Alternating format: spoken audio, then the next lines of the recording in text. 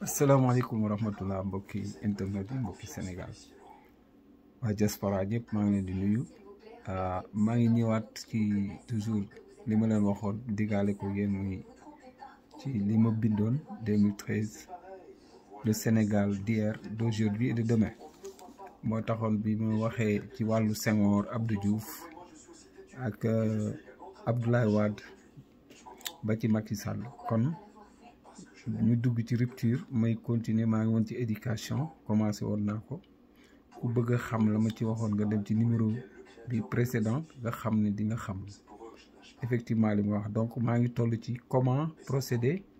la réforme des écoles religieuses donc dama waxoon ni école bi dañ ci war a dugal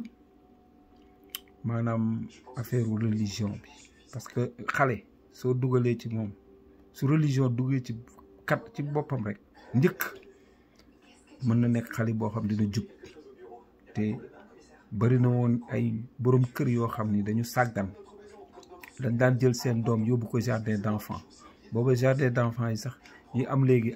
franco arabe ci biir xewul woon ñoom dañ daan jël seen doom ci su à Dakar jël seen doom directement jardin sans mu jaar école coranique duñ koy teel a yóbbu jardin donc fekk du loolu xale mën nga ko bàyyi ba xel mi xaw a dëgër nga njëkk ci moom alxuraan boo dee jullit su ko defee xale boobu niñ koy forger da doon mais tubaab yi ci boppam ñoo ñu dugal ci loolu dañu créer ay pépinière créer ay affaire jardin d'enfants su ko defee foofu la nga fa war a jàng programme bi au lieu ñu def ko mu méngoog suñu culture ñun Sénégal déedéet dañu jël programme France ci boppam moom lañ may ay way lay doon chanter jàngal xale yi way jàngal leen fecc jàngal leen yooyu c'était pour tout simplement nuire suñu société bi ba nga xam ne dina méngoog beneen société boo xam ne lu ñu bëgg ci suñu kaw rek def na ko moo tax lépp war a changer ci wàllu éducation donc on va continuer sur le titre maintenant un sous-titre qui dit comment procéder la réforme des écoles religieuses. Lors du passage du ministre Moustapha Souran dans le département de l'éducation nationale, il avait initié un projet d'installation des daara modernes. Si ce projet avait atteint son paroxysme, je pense qu'il ne se produirait jamais le drame de la Médina qui a causé la mort de 9 talibés dans un incendie intéressant un daara illicite et inadapté à la prise en charge des enfants comparable à des orphelins. Donc loolu ñu ngi koy fàttali Médina la fa xewoon ci daara boo xam ne waa ji dafa jëloon ay taalibe di leen bu ñu xëyee dañuy dem di yalwaani quoi moom loolu rek moo doon kii presque bu ñu jàngee tuuti daal yalwaan la ñuy gën a def nekk mooy xale yooyu ngeen gis ñuy nekk ci Dakar di wër di yalwaan donc yooyu yëpp dafa war a deñ. Par conséquent, l'État doit prendre toutes ses responsabilités pour réglementer tous les daara indépendants comme ceux de référence tels que Daara Koki, Daara Ngabou, Fass Touré et des grands marabouts tels que Serigne Saliou Mbacké qui avait beaucoup de daara en les épaulant et déploie beaucoup de moyens pour construire des daara modernes ou transformer les édifices des cases de tout petit. De ce fait, pour respecter la laïcité, des écoles religieuses catholiques se construiront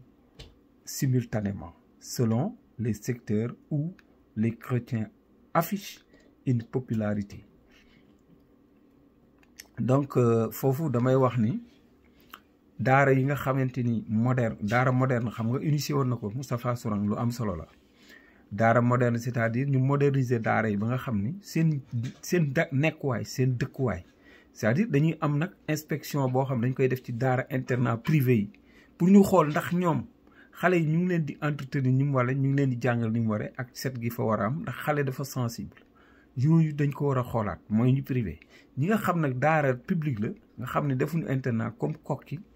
Fass Touré Ngaabu yu mel noonu daara yooyu nga xam yu mag la te ay kàngam ñoo fa génne ñu jéem leen saytu dimbali leen jàppale leen ba nga xamante ni wàllu solu wàllu yëpp su ko defee ñoom ñu leen di toppatoo ñu am benn affaire boo xam ne dañ koy def comme budget parce que ay sénégalais ñoo fay jàng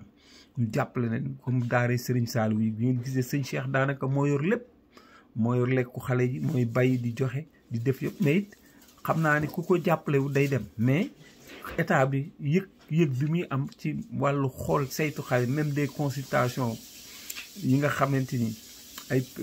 gratuite ñu leen koy defal di saytu xale yi di leen toppatoo daal ba leen a pousser donc loolu ci modernisation daara la war a bokk ci programme boobu. La réalisation des daara peut être accompagnée par la coopération, effectivement la coopération s'il y a des pays religieux qui sont étrangers comme Saoudi, Arabie Saoudite, et celle de catholicisme par la voie par le Vatican, effectivement, et autres organismes évangéliques. Bi nga xamante ni ñun coopération buñ ko mënee am ci wàllu diine mën nañ ko jokkoo dëkk yu mel ne Iran dëkk yu mel ni kii pour jokkalante xalaat waxuñu sax ni dañ leen basé wu ci ñoom parce que loolu jeex na ndimbal déedéet dañuy jokkalante ñoom xalaat ci wàllu jëflante ba nga xamante ni daara yi nga xamante ni ñoom am nañ moderne ñu jël référence ci ñoom mais it di am ay jokkalante yoo xam ni ci dans le cadre bilatéral nga xam ni mën na nekk sax loo xam ni pays bi mën na la ëpp doole effectivement épaulé la loolu lañ koy tudde mais du ñu sàkku kenn ci ndimbal mais ñu jël référence que ni ndax dañoo daan jël suñuy doom di leen yóbbu ñuy jàng ci dëkki arab yi mais xam naa ne avec université bi nga xamante ni sëñ Mourtaka mu ngi ko jiite ca Touba mooy nekk université bi nga xam soxlaatul après benn xale di génn di jàngi ci wàllu arab donc cycle de la nouvelle réforme. Lorsque ces écoles religieuses sont construites, elles peuvent recevoir les enfants âgés de 5 ans pour un cycle de 3 années où ils apprennent le Coran, l'arabe, les pratiques de l'islam. Pour les chrétiens maintenant, la Bible et ses vertus. Si l'enfant fait au moins 3 ans pour maîtriser le Coran ou une grande partie, et c'est valable pour les chrétiens, à leur 3e année d'apprentissage, ils sont formés en même temps le programme de la classe d'initiation, c'est-à-dire CI. Ensuite, à leur sortie, à l'âge de 8 ans, ils passent directement au CP. Pour les enfants dont leurs parents choisissent l'école française ou l'école, je veux dire l'école moderne laa koy tuddee parce que bu ngeen déggoo suñu programme bëgg nañu changer njàngin wi ci wàllu langue parce que dañu bëgg a jël suñu langue bi nga xam mooy langue de communication wolof bi nga xam ni Kocc Barma ci boppam moom tëral na lépp moo boo bëgg ci olof boo ko gëstoo ci waxi Kocc Barma ku ñuy wax Saxiir Caam bu ngeen ko fàttalikoo defoon na livre bu am solo ci wàllu olof ñu jël olof vulgariser ko ba nga xam ne mooy nekk suñu langue première bi nga xam moom la ñuy jàngee parce que français langue rek la te nekkul langue bi jiitu ci àdduna bi anglais mooy bi nga xam ne moo jiitu mais su ko defee ñu def benn njàngin woo xam ni moderne la d'accord mais je dis que maintenant l'école publique franco-arabe choisie ça dépend du parent maintenant s'il termine le cycle que je viens de parler. Dans ce cas, les élèves de l'école arabe continuent leur cycle normal, mais considérés comme ceux de l'école moderne, avec les mesures d'accompagnement jusqu'à obtenir leur bac. Donc, dama bëgg wax ni état bi na xam ni njàng mi nga xam ni moom la jàng booy xale di jàng ku mel ni institut nu mu tudd Al Azhar bu sëñ Mourtala ñooñu dañ leen war a jël statuer leen ba nga xam ni seen cycle dañ koy respecter ndax bu yàggul rek lañ commencé di reconnaître bagu Sénégal mais bu yàgg bagu Sénégal ci boppam pour wax leen état ni ñu doye woon war ni ñu négligé woon affaire diine ji mooy ku mësaan a bëgg a dem université da ngay dem ba Soudan fa ngay defee sa bac xam nga bac soudanais wala ñoom ñu dem bay ñëw fii di ñu defal seen bac ñoom bagu Soudan moom la ñu reconnaître à la place de bagu Sénégal mais léegi mujj nañ ko reconnaître yàggul, ça ne fait même pas 3 ans ou 4 ans. Donc ñu jël cycle boobu comme cycle normal bi nga xam ni parce que commencé nañ ci intégrer dëgg la ay français anglais sax war na ci mën a ne pour ñoom bu ñu demee université ñu nekk ñuy bind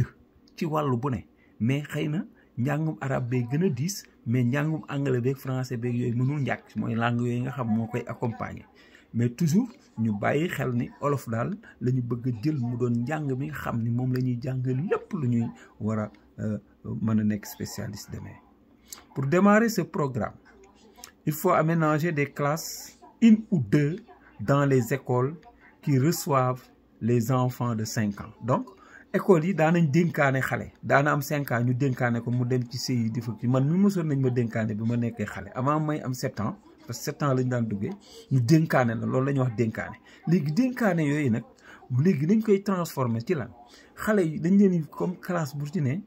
école bu ci ne bu ñu defee ñaari classe de plus xam nga boo mësaan dem CI A CI B ngay gis xëy na bu population bi na série CI C CI D maintenant ñu yokk ci école yi ay classes yoo xam selon ñi nga xam ne ñu fay dugg les élèves de 5 ans et l'enseignant coranique est recruté comme volontaire après test à l'institut islamique ou par les imams des différentes localités. La prise en charge est considérée comme celle des corps émergents. En attendant de les situer et les constructions des daara modernes, certaines écoles qui manquent d'effectifs peuvent caser le daara en tenant compte de l'inclusion de la classe CI dont son programme inséré dans la 3e année. Donc dama waxoon ne ñi am 5 ans bu fekkee ne dañ leen a jël par exemple teel leen a yóbbu école mais école religieuse mooy commencement mooy base bi donc ci 3 ans yu njëkk yi ci wàllu religion rek lañ leen di jàngal xale yi foofu dañ leen di jàngal alxuraan mais maîtres yi leen di jàngal ay maîtres coraniques ñooñu mooy ñi nga xam ne dañ leen di jël comme ni ñu recruter maîtres yi nga xam ne ñooy jàngale école moderne ñu def leen comme même statut mën nañ commencer par émergent volontaire dem ba nekk fonctionnaire bu ñu amee CAP mais ñooñu dañ leen di jël normalement recruter leen sur test bu ñu defee test ba pare ñu war a jàll ñu dem former leen à l'institut islamique ñoom ñu war a mën a encadrer xale yi 5 ans yooyu nga xam ne ñoom la ñuy préparer pour l'école moderne ou l'école franco-arabe parce que 2 branches parallèles la ñuy def koo xam ne jaar na fii ba pare ci niveau base bi bu la neexee ñu jëlal la école français moderne ou bien ñu jëlal la école kooku ça dépendra des parents qui vont choisir. Donc l'enseignement religieux pour cela on tiendra compte des enfants de 6 et 7 ans inscrits au CI française. Donc entre 6 et 7 ans boo nee 3 ans xale bi am na 5 ans mais su fekkente ni xale bi dafa nekk koo xam ne dafa jàng 3 ans day am 8 ans n'est-ce pas day am 8 ans et en ce moment day dem directement dañuy fexe ba 3e année bi day dem directement def CP lay def dootul def CI parce que programme CI bi ñoom ñu ngi koy insérer waale parce que CI pour initiation la rek ngay jàng ay tëbb numéro ak yooyu bu dee ci français bi initiation bi ñu lay jàngal bu dee ci olof ñu jël base olof bi nga xamante ni ak tuuti français bu ñu lay jàngal mooy tëbb numéro wala dëbb yooyu parce que langue française duñ ko bàyyi mënuñ ko bàyyi parce que nag dafa nekk loo xam dafa ànd ak ñun duñ ko mën a rejeter mais mën nañoo wàññi dëgëram si njàngale mi jël wolof ci baati olof yi ñu fexe ba xale bi xam lan mooy waxi olof ndax di wax di dugal français ñun moom la ñuy def mais ba làkkaguñu français donc loolu mooy bi nga xamante ni nekk na ci 3 ans yi di jàng école religion 3e année bi ñu defal ko formation boo xam dañ koy préparer mel ni jaar na CI romb day dem directement CP. Donc en attendant de faire inclure la classe de CI effectivement et que les débutants de la nouvelle forme atteignent l'âge de 8 ans. Quant aux écoles catholiques maintenant, l'enfant peut entrer en cycle à l'âge de 5 ans, effectivement même âge, en apprenant la religion enseignée par les l'abbé les frères, les sœurs, avec un programme bien défini durant les 3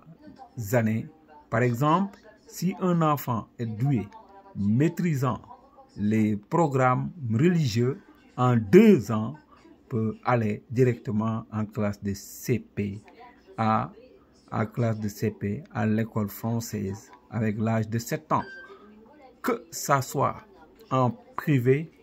ou public. Parce que l'école publique mënul am après passage d'un test à niveau. Loolu du ma wax ni boo gisee ma ñëw ba ci chrétiens yi ma wax ni ñoom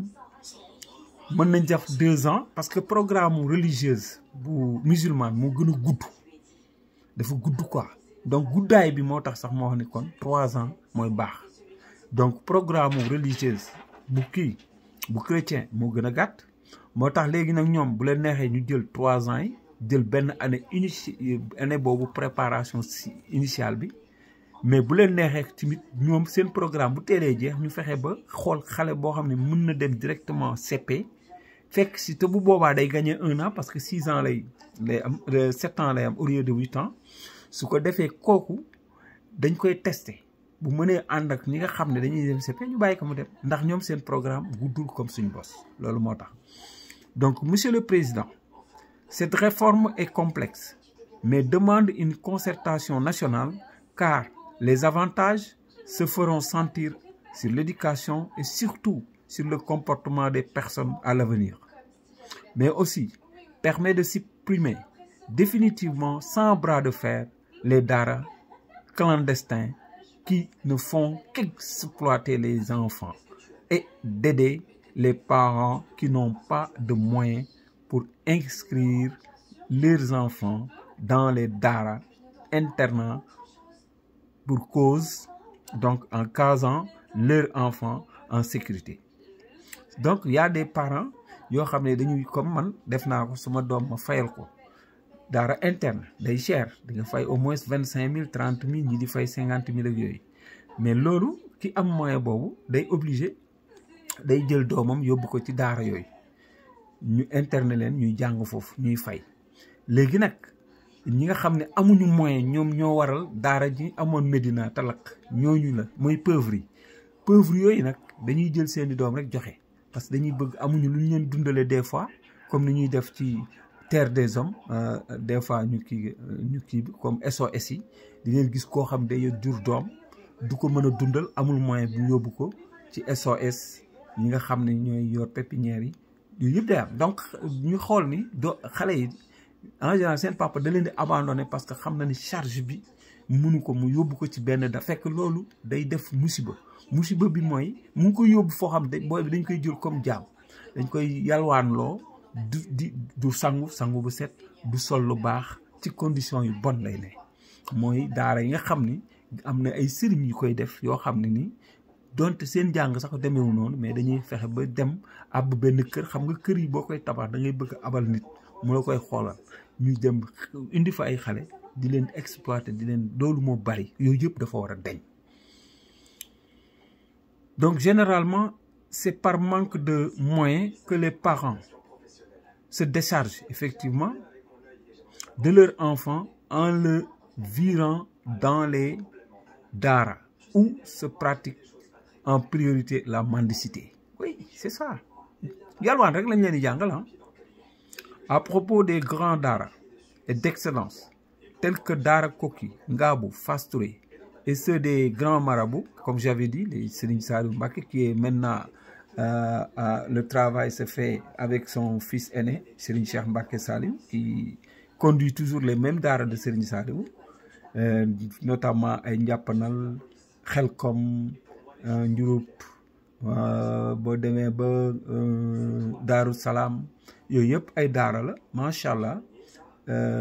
boo demee Ngaabu ñoom ñëpp ay daara la yoo xam ne Serigne Saliou sampoon na ko ba ci got ak xabbaan ak yooyu yëpp ay daara la yoo xam macha allah yëpp pour bëgg defar xale yi rek loolu taxoon mu jubli ci loolu donc il serait souhaitable de les appuyer avec des dons surtout habillement pour leur cadre de vie. Oui. En effet. Donc on va parler maintenant de l'effet secondaire positif. de la réforme maanaam lan lay jur lii may wax su fekkee ni def nañ ko l'effet secondaire de ce qu'on vient de dire. L'année de démarrage du système fera qu'il y aura uniquement un recrutement de volontaires d'abord, de volontaires arabes et coraniques auparavant.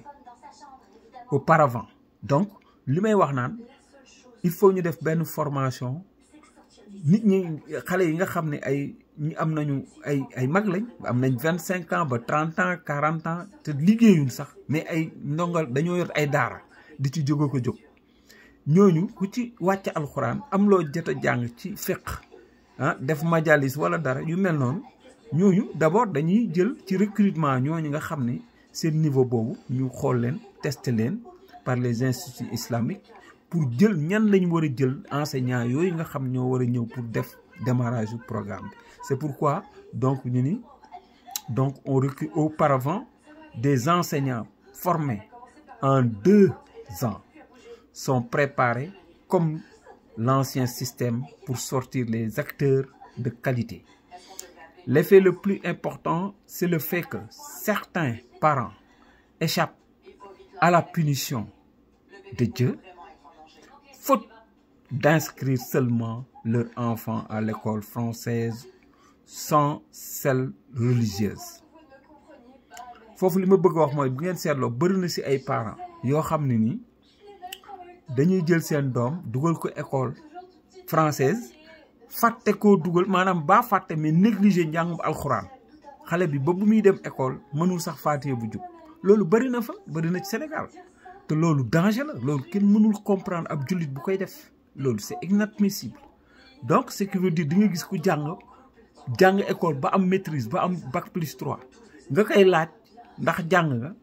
effectivement mun la jànguma sama papa dugaluma woon alxuraan wala mu ne la njàngum gumba laa jàng xam nga lii dafa ñaaw moo tax état bi bu jëlee ay décision dugal ci loxoom doxale ko ni ñu ko bëggee jël ñëpp assure acteurs yëpp ñu génn leen ñu teg table ji waxtaan ci ni ñuy def ba xale bu nekk Sénégal moom par force di nga dem instruction. Donc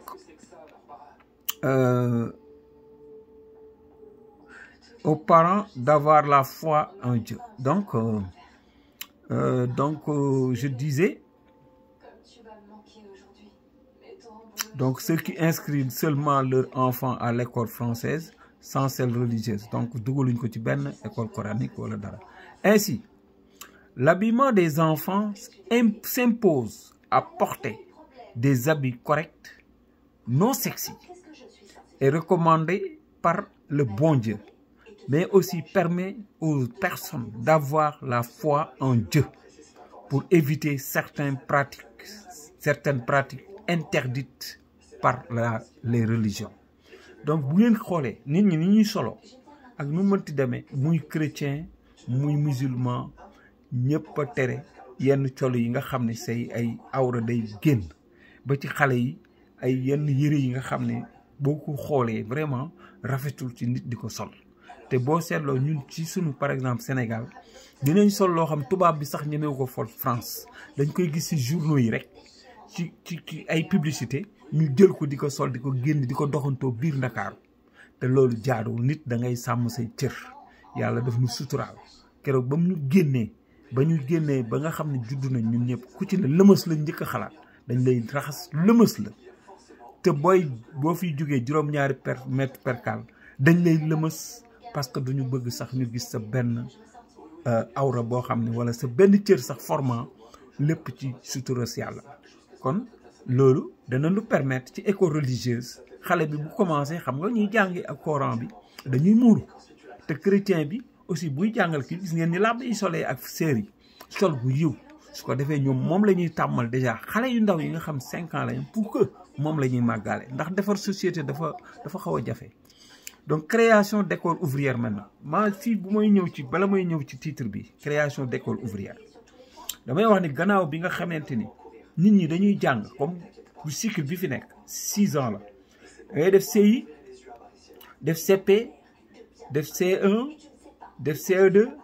def CM1 def CM2 def entrée en 6e fii nag di ngeen xool li ma bëgg a wax dama bëgg a wax ni école ouvrière dafay nekk école boo xamante ni donc ñi am 13 ans jëm 14 ans 15 ans ñoo fay dugg. Pourquoi déglu leen li may wax. Donc la mise en place d'écoles ouvrières est un facteur très important permettant aux ouvriers sénégalais d'être instruits pour se conformer à l'évolution des nouvelles technologies. Il est constaté que la majeure partie n'est pas instruite ni le Coran ni le français. En effet, si nous faisons la remarque maintenant, les mécaniciens par exemple ne font uniquement que du bricolage et de modification, car les nouveaux modèles de voitures se réparent avec l'ordinateur. C'est pourquoi, dans peu de temps, ceux qui n'ont pas appris la technologie chômeront. D'autant plus que les anciens véhicules tendent à disparaître. Donc, léegi xam ngeen ni mu demee léegi oto yu anciens yi ni ñuy réparer yu bees yi léegi bokkul ak yu njëkk yi boo bëggee réparer oto par exemple diagnostic la ordinateur moo koy kii donc dañoo dugg ci modèle boo xam moo gën a technologie la mu ànd ak jamono parce que jamono mooy dox kon ñun war nañoo mën a am mécanicien boo xam ne nii non seulement dafa jàng ba pare soog di liggéey waaw loolu la quoi parce que nag jàngoo d'accord pratique moo gën a dëgër da ngay gis mécanicien bu aay musul sax toog ci banc école mais tey bu jàngoon day gën a neex parce que tey suñu demee ba nga xam oto yi ñuy réparer ordinateur yi boo jàngul woon par exemple nga dem jàng ay ordinateur ak yooyu mais doo mën a liggéey ci ak kii doo mën a def diagnostic sa diagnostic ngay continuer sa xalaat quoi parce que des fois gis mécanicien bu jum ñëw daal ni crémaillère bi la fekk non parce que dafa am problème beneen mu daal di jaxase affaire yi parce que da ngay xalaat rek sa xalaat donc donte dañuy réussir des fois mais mën nga ci appareil du jum. Dans ces écoles ils sont admis les enfants ayant terminé le cycle élémentaire à l'âge de 13 ans ou 14 ans dont leur niveau est bas. loolu laay wax dama ni ñi nga xam dañu échec entrée en sixième pour jàll ci beneen wàllu bi ñooñu ñëpp mën nañ leen te ñu âgé dañ leen di reverser ci école ouvrière maanaam dañ leen yóbbu école ouvrière ñu jàng fa nag léegi métier kon xam nga déjà jàngoon nañ dara ba mën a bind ak yooyu mais dañuy jàngi métier. Ce fait donc ils seront formés avec un programme composant le français effectivement mënuñu bàyyi français les mathématiques la physique la chimie l'éducation morale et civique et la déontologie mais aussi l'anglais. Donc yi ngeen ñi bu ko xale bi jàngee ci école ouvrière ak tant d'années yi mu fa war a def parce que mën nga dem ba 4 ans ci formation école ouvrière boo génnee rek da ngay liggéey boobu mooy raccourci bu gàtt bi. Ouvrier bi fi mu toll mooy njëkk a liggéey ki nga xam dafa toppaat pour dem wuti ay doctorat ay njàngum ay dem jàng bac plus 5 bac plus 8 moo tax programme bi ñu français yi jox ñu mu ñu mën a def dañ koy wàññi parce que mënuñu d'accord avec nouvelle technologie ñu am internet am yëpp ci beneen façon njàngin ñuy xool kuy jàng lu mat 20 ans di ko jàng ci xale. xoolal ma nga dugg 7 ans dem ba université dem bac plus 4 master affaire yi boo ko seetloo xale bi dana dem ba toll ci takk jabar mais du mën a liggéey parce que dañ ko jox programme bu gudd te programme géographie yi mu doon def ak histoire yi nañ leen ko xoolaat xale bi dafa war a def recherche partie bi mu war a jàng mooy partie bi nga xam histoire bi nga xam moom la Sénégal ci boppam pour xam la moom la Sénégal xam mooy Cheikh Ahmadou Bamba mooy les guerriers Cheikh Ahmadou Foutiyou Tall yooyu ñooñu dañ leen war a jàng ñooñu lañ war a jàng dañ leen def comme ñoom dañu jàng ay Karl Marx ak yooyu non ñun am nañ suñuy histoire leen lañ am nañ Cheikh Ahmadou Bamba war nañ ko xamal xale yi kan mooy Cheikh Ahmadou Bamba xale yi dañ ko war a këru xam ko El Hadj Malick Sy ñooñu loolu histoire boobu lañ bëgg Aline Sitoé Diatta c'est ça Thierno Souleymane Baal yooyu mooy livre d'histoire yi nga xam moom la ñu war a jàng te dindi pour dindi vraiment carrément li nga xam ne moom la ñu indi fii histoire yoo xam ne nii sawaay xam nga bi ñuy jàng par exemple l'histoire de kii le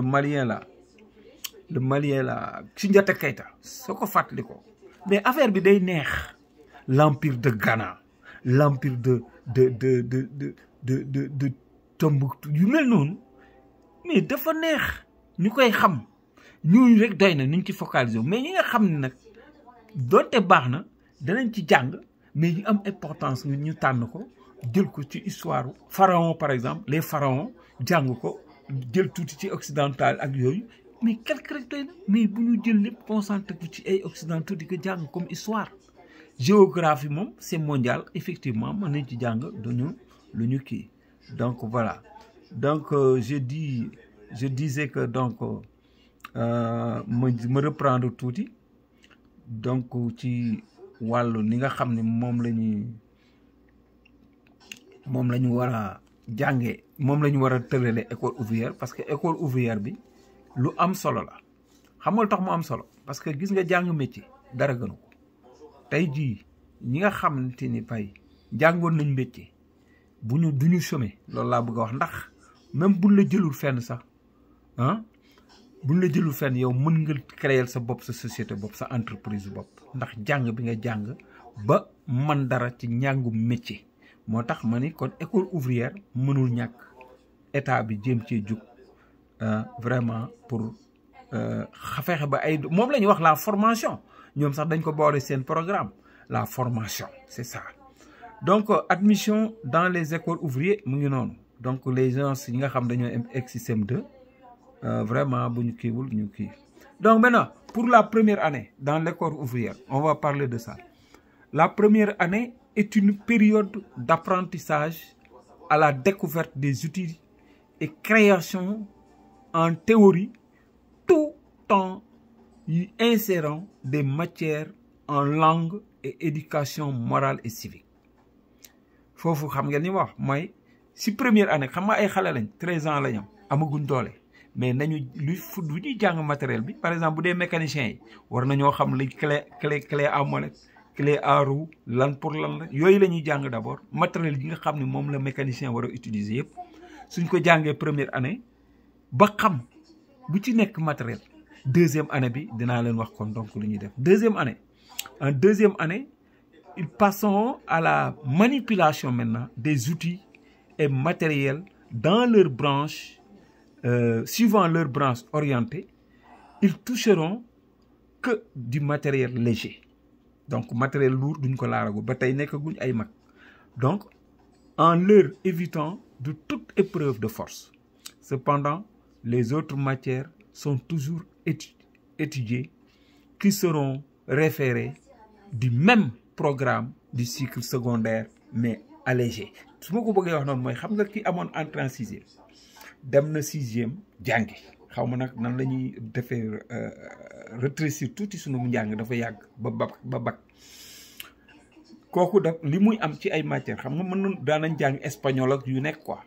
mais langue yi ñu ko jox par exemple France c'est anglais moom obligatoire parce que léegi mooy première langue nationale mooy premier l'anglais bi moom mooy raw ci langue ci kii yëpp moo ëpp importance ci kii mooy c'est la langue internationale anglais par exemple ak yeneen langue yi nga xam ne moom lay insérer ñoom it ñi nekk ouvrière ñoom dañuy jàng langue yooyu mais duñ ko jànge comme ni ko ñii di jànge pur et dur non ñoom dañ koy jàng ci beneen anam bu gën a oyof parce que ay ouvrier lañ soxlawuñ ci dem ba ci ba jeex donc maintenant la troisième année l'enfant commence à pratiquer proprement dite avec l'utilisation de sa force physique en ce moment l'élève aura 16 ans ou 17 ans dégg ngeen donc maintenant il devient adolescent parce que def na 2 années première année def na connaissance du matériel xam nu lan lii pour lan la lii mu war a liggéeyee matériel bu dee menuiserie si pour lan la raboter pour lan la ak yi nga war a def ci kii ba meuble bi rafet pour lan la yooyu yëpp bu ñu ko xamee donc deuxième année ñu commencé nag di toucher ko nag léegi toucher matériel bi di ci manipuler ndànk-ndànk donc mais en troisième année maintenant comme ni ma ko waxee bon troisième année bi c'est la ñuy commencé nag matériel boo xam ne nii dafay kii ci la ñuy commencé laal matériel bu 10 parce que boobu am nañ 16 ans ba 17 ans kon xam nga ko am 16 ba 17 ans adolescent ngay doon commencé nga am doole d'ailleurs boobu moom boo ca tollee sax même boo déconné sa papa sax bu la bëggee duma day tiit parce que danaan ki xale bi bu ma ko bëggee duma daa am doole te mu bi tërsi ma daal di daanu tarxis lu mel noonu donc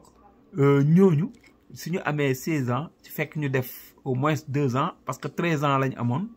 wala 14 ans sax la en général parce que mooy ñi cartouché boo ci doolee 3 ans rek dafay nekk 17 ans donc xam la mais ki nga xam ne aussi bu ko neexee sans mu cartouché mooy nga def 2 fois entrée en sixième amoo ko nga daal di sa parent demandé à ce que ñu yóbbu la école ouvrière loolu mën na ne su boobaa 16 ans kon ñoom day am entre kon 16 ans 17 ans kii teel a dem day am 16 ans déjà def troisième année loolu la quoi donc si on continue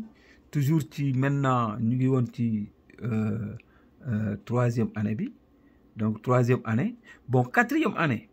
donc 4 ans yi moom moo war a nekk njàngum ouvrier mu jeex takk nga war a mën a am liggéey xam nga déjà kooku soo seetloo à l'âge de 18 ans rek jeex na booy boobu day commencer liggéey parce que soit am na société bu leen soxla recruter leen wala ñu dem ci benn privé wala ñoom ñu ubbi leen ay GIE ñu daal di ci par le ministre de l'artisanat ñoom ñu créer seen GIE ubbi seen i atelier seen entreprise di liggéey donc loolu mooy xalaat bi quatrième année c'est l'année d'examen pour le brevet d'études professionnelles BEP brevet d'études professionnelles donc on est professionnel maintenant à 4 ans d'études ainsi son programme sera dominé par la pratique avec des stages dans les différentes entreprises suivant le domaine de chaque branche su boobaa dañ leen créer ay stage ñuy dem ci yenn kii ku ci nekk ci stage yi nga xam ne boo ko defee ñuy xool ni kii nga donc si après stage yooyu donc mën na dugg sa CV pour que ëllëg bu état di recruter parce que école boo gis war na mën a am maintenance mais maintenance école bi war na am ay plombier war na mën a am des peintres mën na am mooy nga xam ne comme boo demee armée casernement lañ koy tuddee ay ouvrier loo xam école bu ci ne par exemple lu mel ni université war na mën am benn casernement nga xam ne dañu recruter ay ñoo xam ne ñooy maintenance su école bi au lieu que ñuy dem di fay ay genre privé yoo xam dañ leen daan fay xaalis bu bari pour ñu ñëw defal leen maintenance fekk ñoom créer nañ ñoom état bi ay maintenant yoo xam dañuy nekk ci jàngal nañ leen ba ñu màkkal ñii ñu affecté leen lycée yi ñii ñu affecté leen ci parce que mën nañ leen yóbbu sax inspection nga xam ne inspection ñooñu école bu ñu war a réparer dara wala ñu war a fa def dara école boobu kii mooy dépêcher ay ouvrier ñu dem réparer def maintenance ci école ba mu ne que ça soit à l'université que ça mais bu dee université mën nañ am seen benn casernement boo xam ne ni dañu fa caserner ñoo xamante ni ay ouvrier lañ ci domaine yëpp wàllu ndox mi bu wax paanee ñoom ñoo ko war a defar ñoom ñooy defar électricité bi donc fekk former nga ay électricien ay lépp c'est ça l'état dafa war a créer ci boppam pour mu créer emploi mën naa jiwal boppam deqil boppam loolu la ñuy wax ku diwul doo deq état nag dañoo seetaanoon defuñu dara ci xale yi c'est la formation toujours dafa war a am xaalis bu bëri buñ ci def par ailleurs bon am na lu may rappeler nag en passant ma tollee ci mécanicien yi may fàttali monsieur Diomaye Faye ñun waa étranger ñaan nañ la li fi Abdoulaye Wade dugal ak Macky Sall dindal ñu ko ba mu set wecc parce que bi Abdoulaye Wade ñëwee dafa wax ne oto yu am 5 ans ñooy dugg Sénégal bi ñu seetloo ndekete oto yu ëpp 5 ans sax di jóge Europe ñoo gën a baax yay daw Sénégal te loolu indi na ay accident yu bon 7 places yoo xam ne nii dañuy daw seeni outils di wadd seeni pièces di wadd yow imagine yow yaa ngi nekk Europe wala États-Unis nga yor oto bu yomb boo xam moo gën fuuf oto ba fa ne yow ñun la 5 ans nga koy dugal fekk oto bi ngay yor fii bi am 15 ans wala 10 ans sax moo gën bi ngay wax moo gën oto yee daw Sénégal ñu bëggoon ngeen dellool nu ko parce que nag ñun bu ñuy laaj récompense ñun waa diaspora loolu rek lañ leen gën laaj dellool leen ñu fa mu nekkoon fa Abdou Diouf ci temps Abdou Diouf oto bu baax mën na dugg Sénégal parce que nag day tax ñu changer parc automatique mobile bi nga xamante parce que loolu mu ñëwee ci transport dama ciy mosal ni ci transport laa koy wax excès gu ma ci maa ngi koy réserver El Hadji Malick Ndiaye bu ma ci excès dinaa ci gën a wax dama ko cof rek donc par ailleurs quel que soit le niveau qu'il trouve adolescent ou adolescente à l'âge de 20 ans 18 ans laa wax quoi mais mën nga am 18 ans 20 ans ça dépend parce que nag redoublement dina am il incorpore dans l'armée il est apte physiquement